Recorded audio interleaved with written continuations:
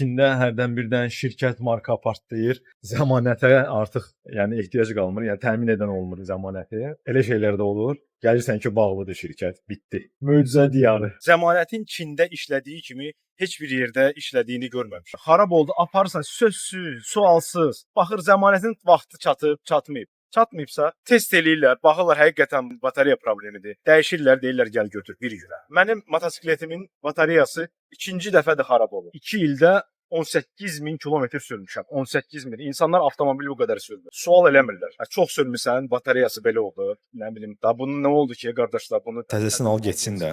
Yoxdur elə şey. Məsələ odur ki, burada hər şey belədir. Sığorta da belə işləyir. Problemi aşkar edirlər. Sığortasını icra edirlər, qurtardı. Avtomobil də həmçinin. Məndə BMW turbo var idi. Turbosu xarab olmuşdu. Apardım servisə, zəmanətlə almışdım. 2 gün test elədilər, turbosunu dəyişdilər. Dedilər gəl götür apar. Bu qədər. İnsanların aldığı məhsula görə bu qədər məsuliyyət, bu qədər rahatlıq olan yerdə təbii ki, ticarət də gözəl olar. Bunlar bir-birinə bağlıdır. Başqa ölkələrdə bilmirəm necə işləyir belə zəmanət, sığorta, kimdə necədir. Bilirəm ki, çox ölkədən mənə baxırlar statistikaya görə. Baxıram ki, Amerikadan tutmuş Avropa, Rusiya, hər yerdən mənə baxırlar. Təşəkkür edirəm sizə. Siz də öz təcrübənizi yazın.